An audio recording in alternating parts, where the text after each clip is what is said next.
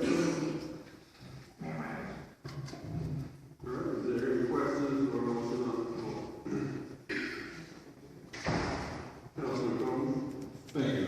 I make a motion that council adopt the attached appropriation ordinance. Councilman Clark? Second. All right, been properly seconded. Madam Clerk, please call the roll. Councilman Coleman. Aye. Councilman Hart. Aye. Councilman Hill. Aye. Councilman Moore. Aye. Councilman Wilson Smith. Aye. Vice Mayor Turner. Aye. Mayor Myers. Motion passed. Item 9B, consideration of appropriation of grant funds received by Petersburg Area Transit. Petersburg Area Transit was awarded funds in the amount of $55,000. There is a required local match of $13,750 for a total of $68,750. State and federal capital funding programs make resources available to PAC for the purchase of capital items related to transit and transit facilities. These funds will allow PAC to purchase automated passenger counters for our transit fleet. Mayor Myers. All right, is there a motion or question on the floor? Thank you, Mayor Myers. I motion that we accept the grant fund received for the Petersburg Area Transit. Councilman Hart? Second. All right, motion is properly seconded. Madam Clerk, please call the roll. Councilman Coleman. Aye. Councilman Hart. Aye. Councilman Hill. Aye. Councilman Moore. Aye. Councilman Wilson Smith. Aye. Vice Mayor Turner. Aye. Mayor Myers. Aye, motion passed.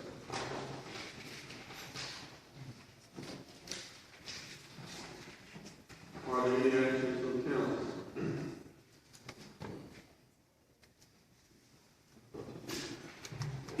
Councilman Hill? You have any comments? One or two things. I'd like to thank all the citizens of Ward 2 and other citizens in the community for coming out to my first ward meeting. I believe it was a success. We had a lot of conversations and some things that we're working on.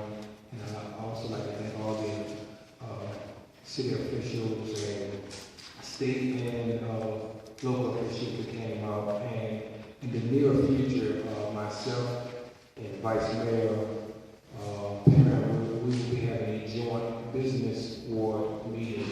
So, and that will be for the businesses that are in our ward. We're going to try to bring the businesses together and see how we can help the businesses in Petersburg. So, just be looking at the paper, and we're going to do something together. And if this becomes a success, then we'll do one for the whole entire city, just with all the businesses. We'll come together and have some dialogue. But I think everybody who came out and supported their award in the city. That's all I got, Mr. Mayor. Thank you, Councilman Moore. Thank you, Mr. Mayor. Just two quick items. One, as we get ready for budget session, I'd like to ask Mr. Johnson, when we do have our budget work session, if you could bring back potential items or scenarios in which we could possibly give our city workers a 3% raise. And the second item for Mr. Johnson, I happened to be in the bus station Sunday with my daughter, and we had two homeless individuals that were getting ready to go to fisticuffs. Transit officer did a wonderful job, got it clean, but at some point I know we had full armed security out of the bus station. So if there's a way that we can somehow increase that security, or if there's ways that we can change the loiterers, no one travels to the station, we're not allowed to stay in the station unless you have a ticket. So if there's ways that we can bring recommendations back on that, I really appreciate it. Commend the transit, you did a great job. Thank you. Yes, thank you, Councilman Moore. Vice Mayor? No items. All right, Councilman Coleman? Yes, thank you. Ward 6 is planning to have a meeting on the 28th of this month at A.B. Hill Elementary School on Tally Avenue. You all are invited to attend. Thank you, Councilman Hart? Yes, Ward 7, we're planning to have a meeting on April 27th at school at 6:30 p.m. I too would like to know what to Councilwoman Wilson Smith?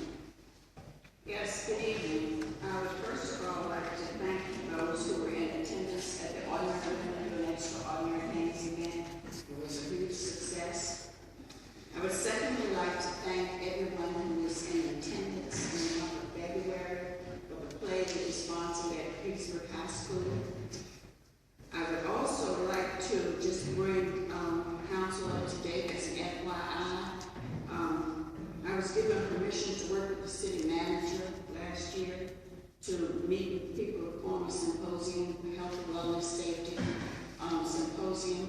We did start having meetings, slacked off a little bit, but what we decided in the end was to concentrate on the poverty portion, because it seems that poverty is the umbrella under which we need to address the other issues. We are still meeting, and we will come back to council, I hope sometime soon, with any information that we have for you. And the last thing is a question, really. Ms. Jackson read something about the FOIA request. Can you say it again? I didn't catch it all. It states all requests received for public records during the public information period will be regarded as a FOIA request, including any applicable fees for that information request. Okay, when did that come about? When did we make that decision? Why is that being done? About when, I guess, the citizens come up and they request information, it's just having on a FOIA request. If they're requesting any records from the city, it should be a FOIA request. But why, I'm not understanding why we're treating. It's just to let the citizens, or let everyone know that it is a FOIA request and that there are fees with it. That way they won't be blindsided if they receive that information with the request. I understand what you're saying. I mean, as far as, Yeah, when did we make a decision that we're going to handle this as a FOIA request when this is in fact a public meeting and the citizens should have the right to come to their council and ask a question without being charged for the answers? Mr. Chair, I'm able to respond to. There's nothing with respect to them asking a question that can't be answered. The issue becomes when there's a request for documents of public records. There's really no difference from them calling out the city and saying, I'd like a copy of X, Y, Z. And under FOIA statute, it can be a verbal request. All that's being done right now is basically saying that formally, that if a citizen makes a request for documents, that they're treated just like everyone else, in terms of the fact that the amount of time that staff takes to answer that potential question, as well as the copying cost, should be borne by the requester and not their fellow taxpayers. That don't even make sense. I'm sorry. Again, I understand what you're saying. What I'm not understanding is when did the city council of Petersburg decide that we were going to handle the question is, when did the city council of Petersburg make a decision that we are going to handle questions that citizens give us as a FOIA request? When did we get to this point? Who made this decision?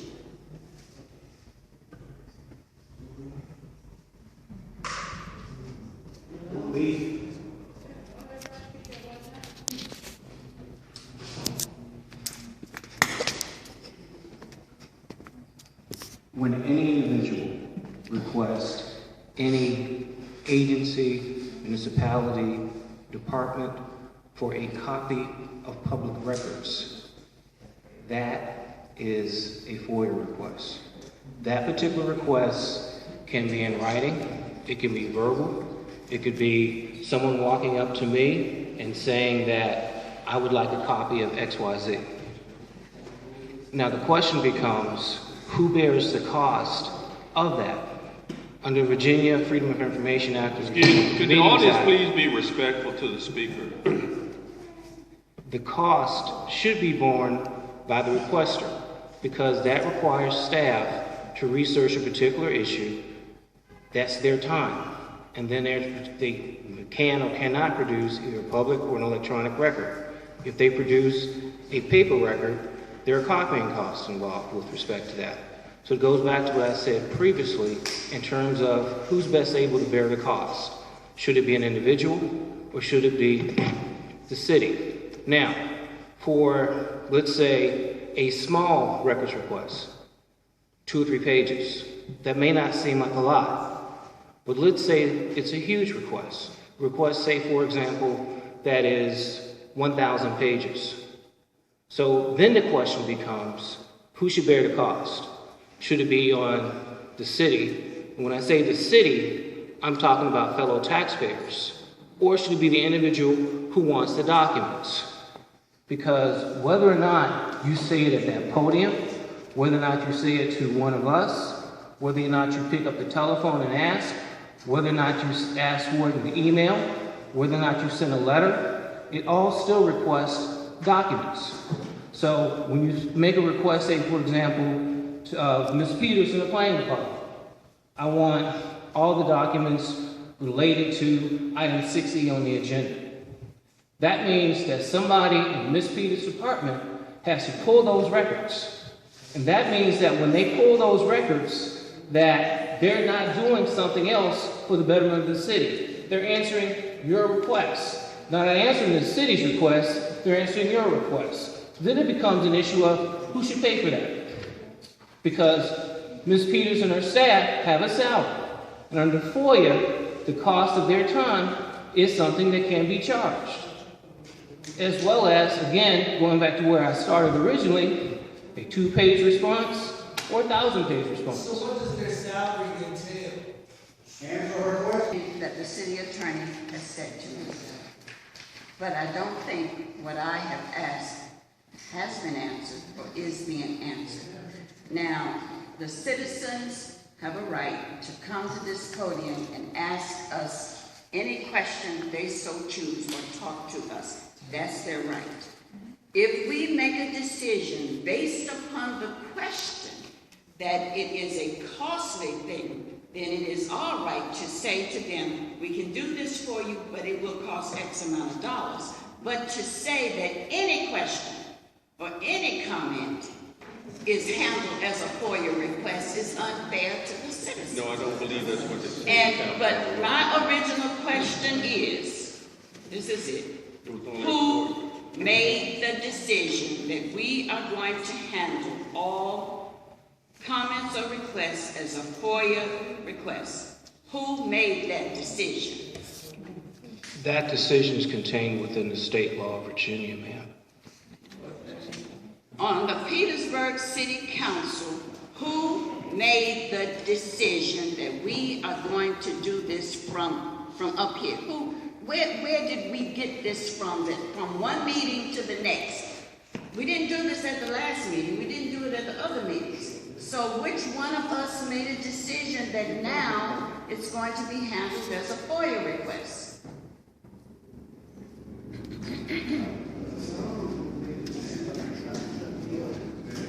Is there a motion to go into closed session for discussion? No, with all due respect, Mr. Mayor, I don't see the need.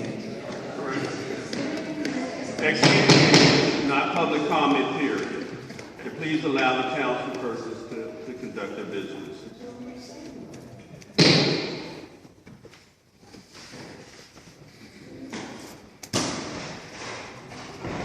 Let me say it like this then. Maybe that'll help. This is the first time that I have heard of this, that we are doing this. Okay, this is coming from our clerk representing our council. Okay, that's fine. But I didn't know anything about this. So who made that decision that we're going to do this? It's only for if they come to the podium and they ask for public records. If they can ask any question that they want and we can answer the question for them, that's not a charge or counted as a FOIA request. Only if they ask for public records to receive them will it be treated as a FOIA request.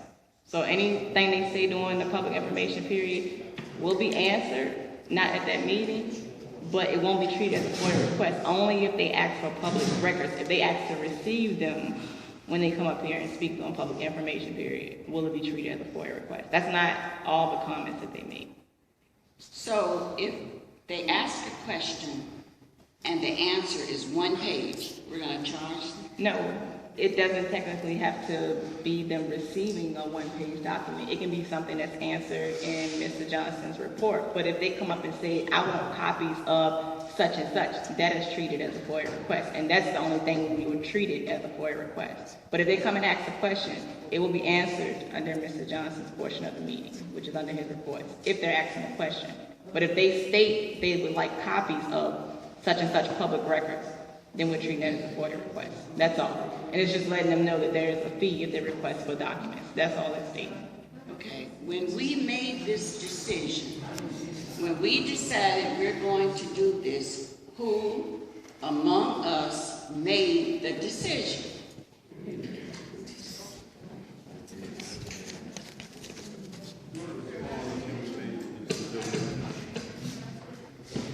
Who made the decision? Is this a state process? It's a state process. It is a process that probably should have been memorialized quite some time ago. It was something that, in terms of staff, the city clerk, my office discussed, and which was, quite frankly, how are we best able to handle the type of circumstances where someone asks questions, they get answers to those questions, but in addition to that, they request documents. For example, I could use the RFP for the water meters, for example.